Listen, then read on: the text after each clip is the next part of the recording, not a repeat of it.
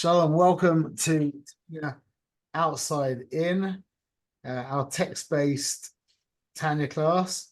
We've given two introductory shirim, Shalom Tuli, and we are going to start the text. We started going through the introduction last week. I'm not going to go through the whole introduction. I just want to bring your attention to a couple of words on page Daled. Yeah, where the first words on the line are but avodas Hashem. It's right in the middle of the page. On page Daled, it's the second page of the Hakdama, of the introduction, and it says, yeah, you don't even have to say. I'm just going to read a couple of words. Yes, ki ein azan grama oid lashiv ko echad ve'echad al shalasoi bepratus. That because there's not time to answer up every person individually on his individual questions, and also like people are forgetting stuff. I think that means that once he's told them the answers, they forget them. Okay, listen to these words. Rishamti kol hachuvas o al kol hashailas. I wrote down all this, and remember, this is the Alter Rebbe, who was the Baal Shulchan Aruch Harav. Yeah, we're talking about a halachist, I don't know, a posek, yeah, mamash a posek, who writes betachlis a diuk in how he writes, and he wrote Rishamti kol hachuvas o kol hashailas. I wrote down all the answers to all the questions. That's this book. It's literally all the answers to all the questions. And I can testify to that. The more energy I invest into this book, the more I see that it really is all the answers to all the questions. Okay, so let's jump in.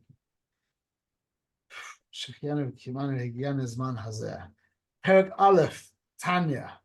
Okay, and I'm not gonna. There's two basic ways of learning the Sefer. Is getting caught up on every little nuance and talking about every letter and every word and etc. And I do love doing that, but that's not this year. Is gonna, although it's inside the text, we're still going to be trying to cover some genuine ground to give us a feeling of accomplishment as well. So I'm definitely not going to be giving over, a lot of what we could be giving over. Okay, Perek Aleph, Tanya. The Soich Perek Gimel Denida. Mashpin Oisoi Ti Tzadik Val Ti Rasha. The Tanya begins by citing, it's not really, this is the funny thing, it's not really even a brisa, it's a mimer in the Gemara in Nida. So you have to ask, why did the Alter Rebbe begin the Sefer with the word Tanya when this isn't a brisa? So you can ask that. Mashpin Oisoi Ti Tzadik Val Ti Rasha. So one moment.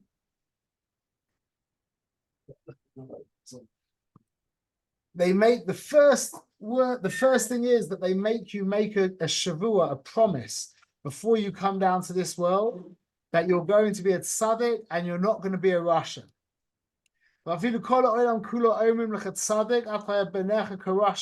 And if the whole world calls you a tzaddik, you should be in your eyes like a Rasha.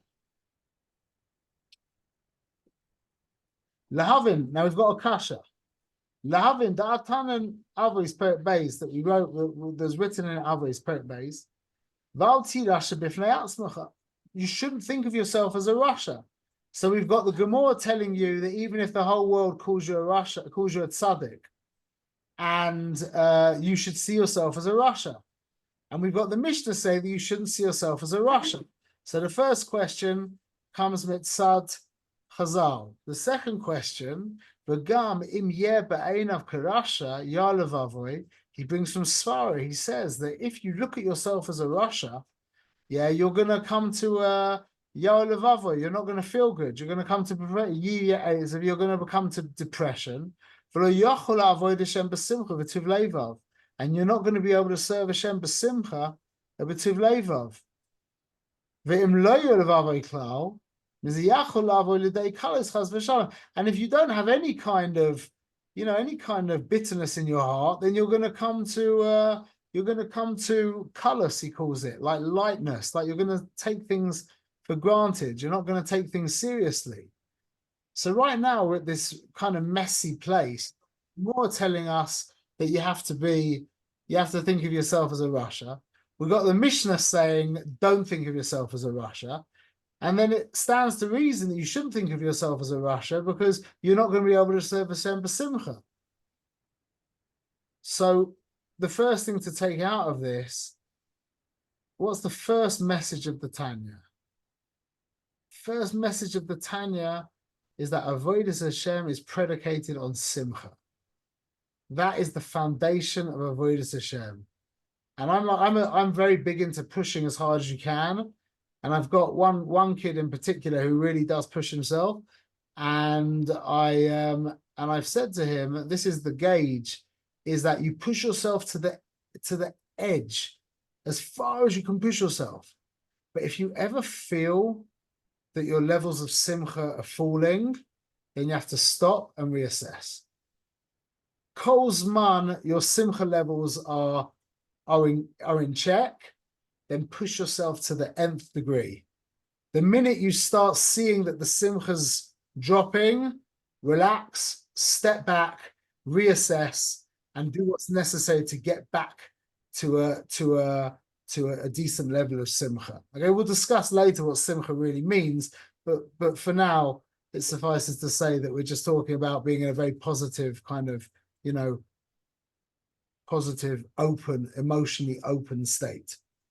Okay, now the Rebbe moves on. Inyan. So what's the point? We have 5 categories. Tzadik v'tov loi, the tzaddik was good, tzaddik v'ra loi, the tzaddik was bad, Rasha v'tov loi, the Rasha was good, Rasha v'ra loi, the Rasha was bad, and the Beinoini. Hirsch b'gemura, so we don't really know what any of these terms mean right now, yeah? So Hirsch b'gemura, tzaddik v'tov loi, tzaddik gamur, a complete tzaddik. Tzaddik v'ra loi, tzaddik she'einu gamur. The tzaddik v'ra, the tzaddik who has ra, he isn't a complete tzaddik. Doesn't really help us that much. The Raya Mehemna, which is a chelik of the Zohar Kodesh, Parshas Mishpatim Perish, tzaddik v'ra loi, now that we get a little bit more information. Tzaddik v'ra loi, shehara sheboi kafuf l'toiv, that the ra in him is subjugated to the good. So we have to answer up now, what does it mean, Ra, and what does it mean, Tov? Definition of Tov and Ra. Yeah, every time I ask this to somebody, I say to them, what's the definition of Tov, what's the definition of Ra? They'll look at you like, oh, that's easy. And then you'll see them go, and they'll start, and people don't really have a good definition of Tov and Ra. So there are different ways of defining Tov and Ra. The Tanya's definition of Tov and Ra is very simple. Tov is selfless, Ra is selfish. So Ra does not mean demonic, sadistic, malevolent evil. Ra means selfish. The ultimate level of selfishness is demonic, sadistic, malevolent evil, or what we might call narcissism and psychopathy. Those are the ultimate level of Ra. Yeah, when my selfishness overtakes me to the point where I don't even appreciate that you exist in any way. Yeah, that is the definition of Ra. But there's many levels before that. So Tov and Ra, we're talking about selfishness and selflessness. The feeling of I am and the feeling of I am not. Okay? How seriously do I take myself? That's the definitions of Tov and Ra. So when the Tanya brings the Raya Mehemna and says that in the tzaddik the tovloi, it means that in the perish. Tzadik v'ra'aloi shehara boy kafuf l'tov. That the tzaddik that has evil, that has ra, means that the evil, the selfishness, is being dominated by the toiv. That's the definition that the Tanya's throwing out from the Raya Mehemna, from the Zohar. Really, to understand what the Tanya meant before from the Gemara, when it says the tzaddik v'tovlo is a tzaddik gamor, it's really talking about his deeds. The Gemara is talking regularly on a level of mishpat, which is talking on an external level. External level would be about my behavior. So when the Gemara says that the tzaddik v'tovlo means a tzaddik gamor, it means that his behavior is completely in line. A tzaddik v'ra'aloi, meaning a tzaddik that isn't complete, means his behavior isn't perfect. So the Gemara is going on a very external level. The Zohar he's bringing is now talking on an internal level. He says that the tzaddik v'ra'aloi means that the ra is to him, meaning he is the master of his evil, meaning that his evil doesn't express itself in any way because he is dominating it and subjugating it. It belongs to him, so to speak. The Gemara Sof Perek Test the brachas tzadikim yetzer tov shoftan, and he goes further. He brings again from the Gemara that the tzadikim, their yetzer tov shoftan, their yetzer tov is what dominates. Rishoyim yetzer hara shoftan. In the Rishoyim, it's their yetzer hara that is the primary voice, so to speak. Beinonim zeh v'zeh shoftan. In the intermediary person that we don't really have any idea of right now, both of them raise their voice. At this point, we are utterly confused. And that is very good, because we're going to spend a little more time getting confused, and then the Rebbe is going to start unconfusing us. Another thing, v'chulei. Amar Rabba, now this is a whole new thing, yeah? Amar Rabba, Rabba says, Kagon ana beinoini, when he was giving over a drasha to his Talmidim, he said, for example, I am a beinoini. I'm a middle person. Amar Abaye says to him back, Abaye, Lo shavik ma'chai l'kol birya. If you think that you're a beinoini, then that makes all of us Rishoyim. And that means you're kind of denying all of us life, because we know that a Rasha is called dead even while he's alive. So, Rabbi, if you're calling yourself a Beinoni, and we all know you're a tzaddik, then really, we're all Rishoyim. Another thing, well, just to put an important point on this, is that really a lot of the Sefer is based on this statement from Rabba. And the question is, maybe he's just being humble. Maybe he's just, he knows he's a tzaddik, but he's calling himself a Beinoni. And a very deep premise of the Tanya is that that's not humility. Humility means that you have to accept who you are. You can take the less complimentary role, but the real place of humility is that whatever you are, whatever you have, you don't attribute it to yourself. So that accounts for why Reb Nachman could have referred to himself in such, grandiose terms as a tzaddik. Reb Nachman from Breslev spoke of himself as a tzaddik in many Maimorim, because a genuine tzaddik doesn't even relate to his tzidkas as something that's his. Kol v'chomer, his money or his talents. Even his tzidkas, something he did for himself, but his talents, they're for sure not his. So I can very easily say that I am a top photographer, because, and if I was a tzaddik, because that's not anything to do with me. In fact, that causes more humility. That causes hachna, because I'm grateful to the Rebbeinu for Shalom for giving me such a talent, as opposed to lording that talent over another. You realize that's really to do with your bias, with your feeling of ownership. If you feel you own your talent as a world-class pianist, then you're above every other pianist. If you feel that was a gift given to you from Shemayim, then you feel lower than every other pianist. You're right, I can play the piano better than you, but that's just because I got a really big gift from Hashem that I didn't really deserve. You with me? That's the definition of a nivus, that you don't feel that you own it. So a real tzaddik, even to the level of your tzidkus, which you really earned, you really did earn, but a genuine tzaddik wouldn't feel that he earned it. And he would feel that it's not something to lord myself over anybody else. It's something that actually makes me feel less than other people. What did I do to deserve all of this? Like a guy who gets a big Yerusha from his family. You know, his father dies, leaves him millions and millions of dollars. Yeah, if the guy was a thinking guy, he would feel humbled by the money. It wouldn't give him any arrogance whatsoever. So that the Sefer, the book is really predicated on this idea that Rabbah was not lying when he said he was a Beinoni, because he knew he was a tzaddik. There has to be that a tzaddik can actually confuse himself with a Beinoni.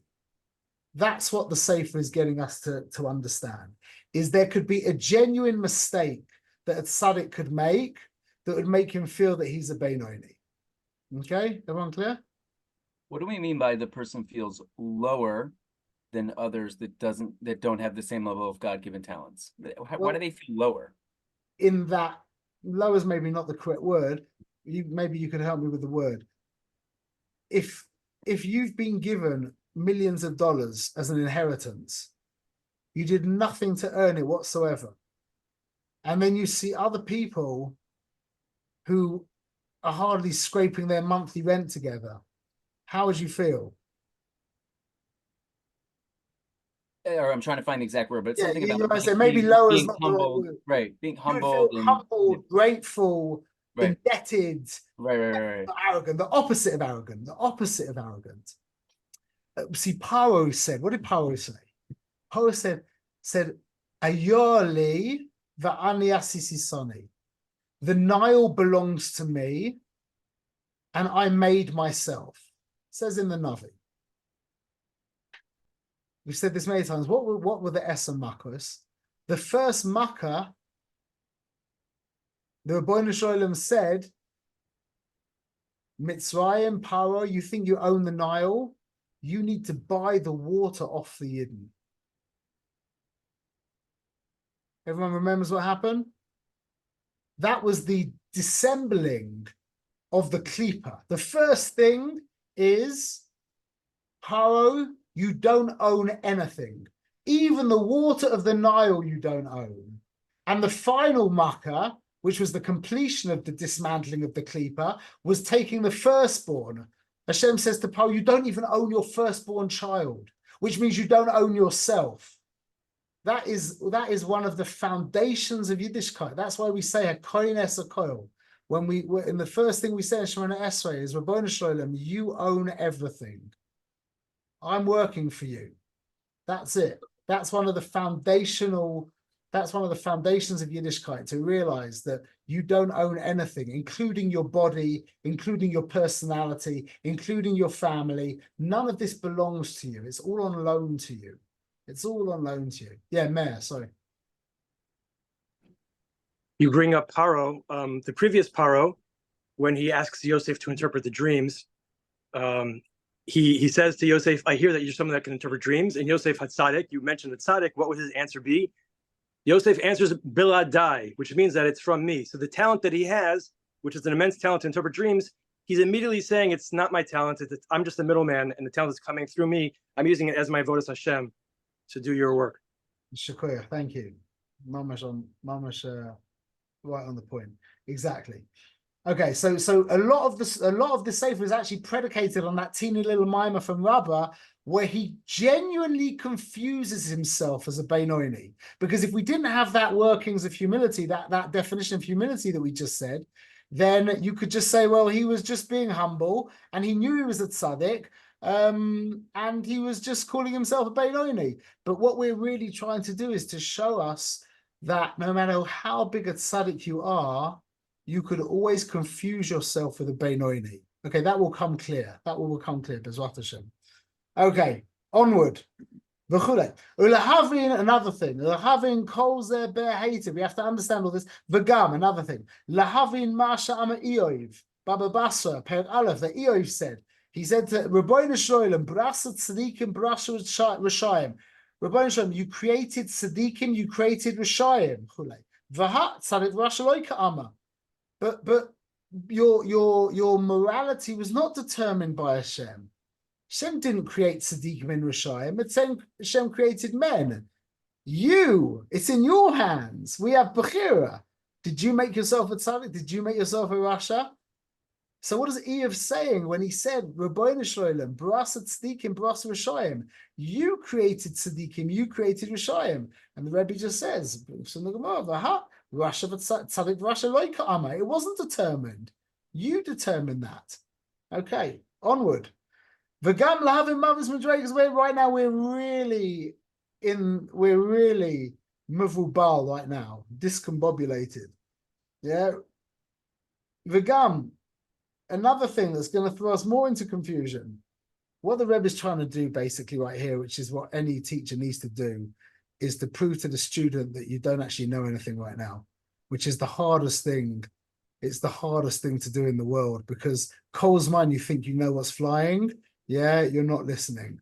You're just, in the best case scenario, you're analyzing, you're comparing, contrasting, you're preferring, liking, disliking. That's not learning. Learning is silence. Learning is inner silence. So the Rebbe is just trying to get us to shut up. He's just trying to say to you, look, you don't really know what's going on. Just listen. Just listen. That's what he's saying. So weiter, we need to do this even deeper. Gam lahavin maos madregas a beinoini. What on earth is a beinoini? What does that mean, a middleman? Yeah. It can't be the guy's 50% of errors, 50% mitzvahs. Because how could Rabbah have made that mistake and said that he was a beinoini? What, he was doing mitzvahs 50% of the time and averas 50% of the time? No way. It was known that he never stopped speaking words of Torah. His mouth was, he was one shtick Torah. That even the Malach HaMavis wasn't able to grab him, because apparently if you're speaking Torah, you can't be cut by the Malach HaMavis. So that's the story. How could it be that Rabbah made a mistake and said that he was half averas? It can't be. So right now, we don't know what is a tzaddik. We don't know what is a beinoini. Okay? Let's see if we can find out if we don't know what a rasha is as well. V'oid, more confusion. The minute, as you're doing the avera, as a person is doing the avera, b'shas avera, is called a rasha gamor. It's a very important thing to know.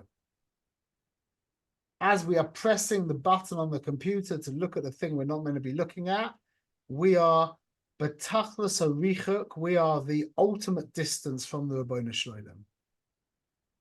We are the opposite of God. As we're doing the Avera, once the Avera has taken place and we're like stuck in it, then that's a different thing. But as we're doing the Avera, the person is called a rasha gamor. Ve'im achakach asa tshuva nikra tzadik gamor. And then the minute he does tshuva, he's a tzadik gamor. So the Rebbe is really asking, is there such a thing as like what we would call it moral ambivalence? Let's put it into context of the relationship with our wives. Does anybody agree with this statement? That every interaction with your wife, you are either building the relationship or you're doing the opposite. Is there such a thing as a power of interaction with your wife? Okay. No.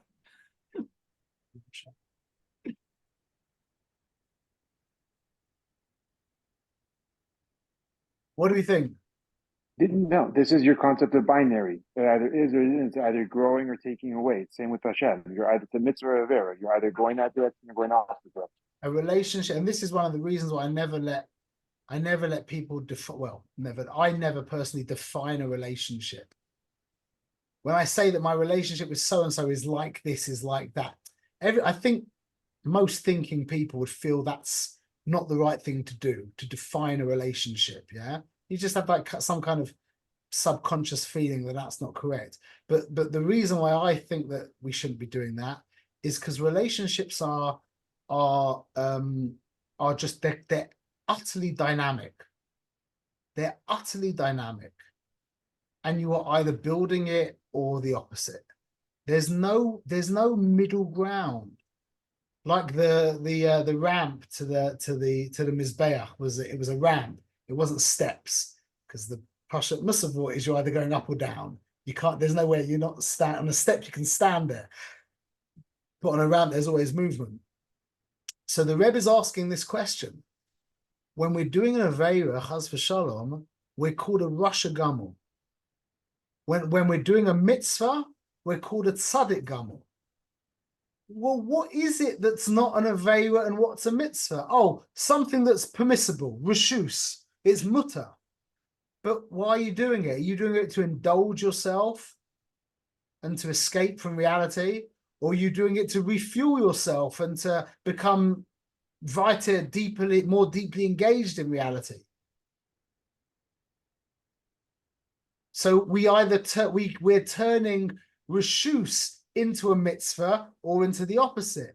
Again, there's no ambivalence when it comes to morality. So now maybe you could say, well, what about like you've got big aveiras and then you've got like little aveiras, like you've got like Gili Arias and Shvichas Damim and Avodah Zarah, and then you've got like a Vaklosh and Horror and not paying attention to Phyllis. So the Rebbe goes on and he says, Afilu ha'oiver al isa kal shel divrei sofrim.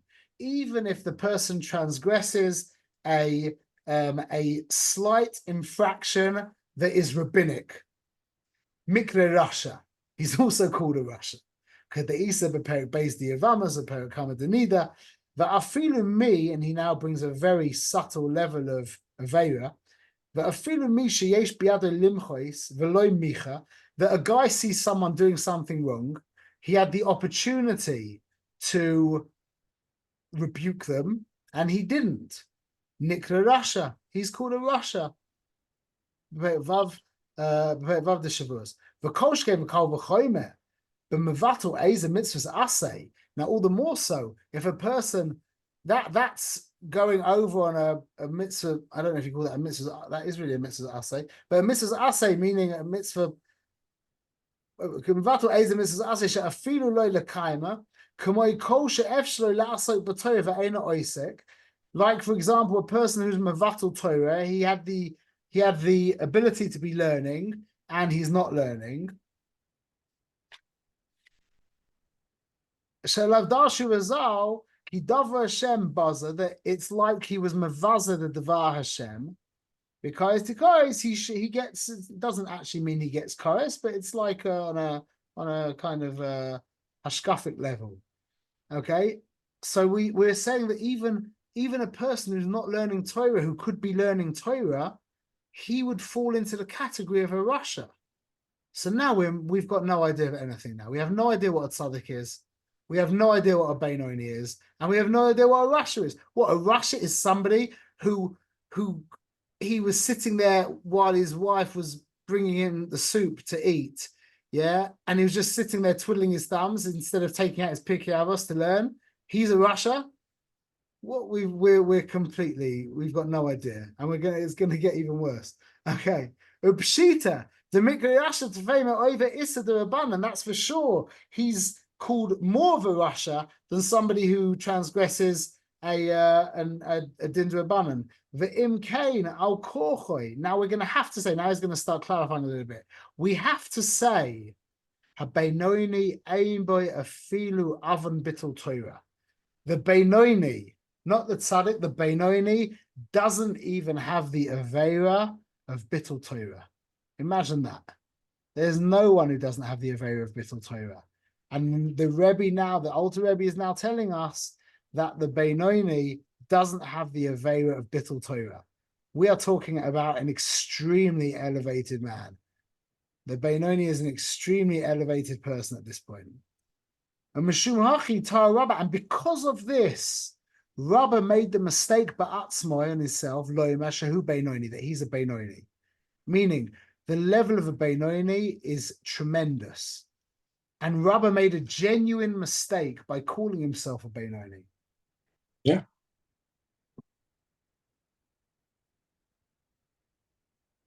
Loima, Benoni.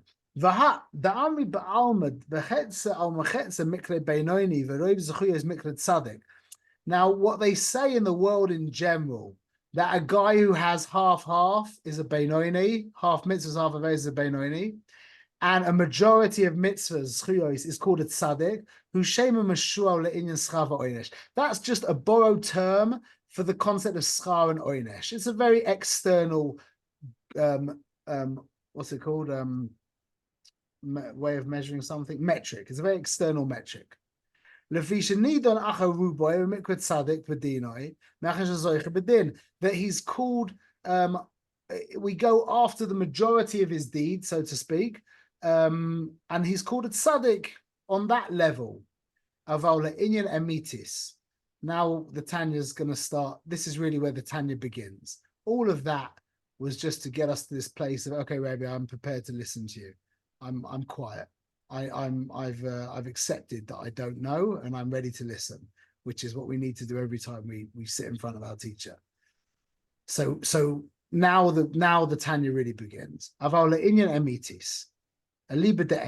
truth is, Shema Toya, it is a descriptive name. It's talking about it's discussing the concept, the inner concept of what these different people are. Amrazal, tzaddikim yetzer tov shoftan, shne'emar, when it said that the tzaddikim, the yetzer tov, is the shofet, is the judge, I suppose. Yeah.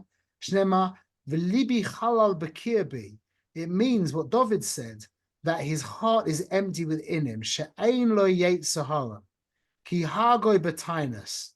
That he doesn't have a yetzer hara because he killed him with tainus. Aval kol mi shaloi, we'll unpack this for Zot Hashem. Aval kol mi shaloi higil l'madrega zu. But everybody who didn't achieve this level, where he says halal libi halal b'kirbi, that my heart is empty inside me, meaning I killed my yetzer hara. Anybody who didn't arrive at this madrega zu, even though his merits outweigh his averas, he is not called a tzaddik. And therefore it says in the Medrash, Kodesh Baruch Hu b'tzaddikim, Kodesh Baruch Hu saw the tzaddikim, Shem Muatin, that they're very few in number. Amad v'shalsam b'chol dor v'dor. He kind of sprinkled them in every generation. Tzaddikim are rare. Real tzaddikim are very rare. B'chol dor v'dor. V'chulei k'mo shekasav tzaddik v'soid oilam. As it says in Mishlei, tzaddik v'soid oilam. He doesn't really, that doesn't fit there. And to get into that's not gonna stim with our share. So we're going to leave that right now. But let's unpack what we just said. We'll hold here for the share. That there's the idea of what we do, but then more importantly, there's the idea of who we are. And they're two different things. They're not the same thing. The goal is to have them be the same. But we have to know that we've got an inner world that is not necessarily aligned with God. But then we've got the outer world. What do we call our outer world? One English word. Behavior. Behavior. Excellent. Very good. That our outer world is behavior. So we've got our inner world and our outer world. And what the Rebbe has just done has shown us that these titles, Tzaddik, Benoni, and Rasha, we're going to understand in the Tanya, we're going on the inner dimension. If you want to talk on an outer dimension, it's very simple. If you've got only mitzvahs, you're a tzaddik gamor. If you've got mitzvahs majority with a little bit of averas, you're the tzaddik viralo, the tzaddik she'ena gamor. If you got 50-50, you're the Benoni, and etc. Yeah? So on an external level, it's very easy, but the Tanya is going on an internal level, and this is what the whole this is why this is called Panemius of Torah. It's not just that it's the Panemius of the Torah, it's the Panemius of us. It's the Panemius of reality. It's always looking in, always looking in. That's what Rabbi Shimon brought to the world. That's why Rabbi Shimon said, just in Yana de Yoma, Rabbi Shimon said, when Rabbi Yehuda said, look how amazing the maisim, the action, the behavior of this nation are. They built bridges and they built marketplaces and they built bathhouses. Kol hakavod to the Romans, yeah. Rabbi Yossi Shosok, he didn't say anything. What did Rabbi Shimon say? She said, Chas v'shalom.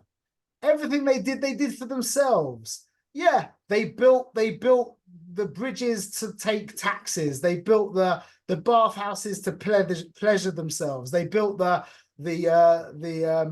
marketplaces for znus. Yeah, you're right. Okay, a marketplace is a good thing. A bridge is a good thing.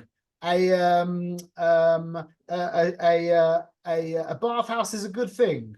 Yeah, but where were they? Where were they in the action? That's what Rabbi Shimon couldn't stand. Rabbi Shimon, the whole Torah of Panemius came to light. It's mamash lovely because it's Lag BaOmer in a few days.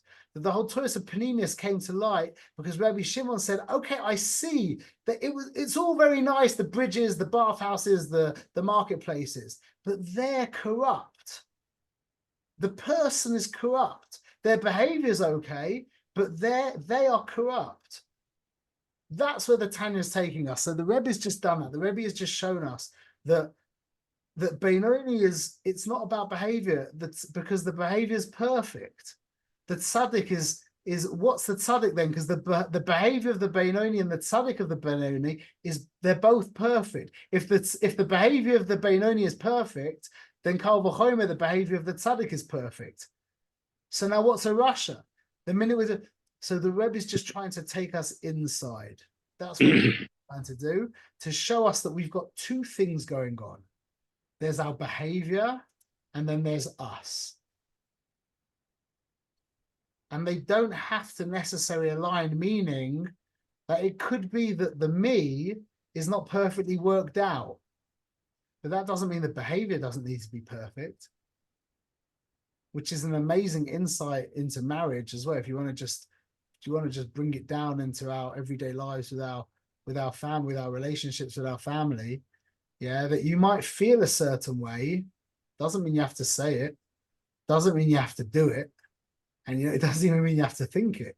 That's the amazing part of this, because thinking is also a behavior. So what the Rebbe is starting to do is to show us that there's you, and then there's your behavior.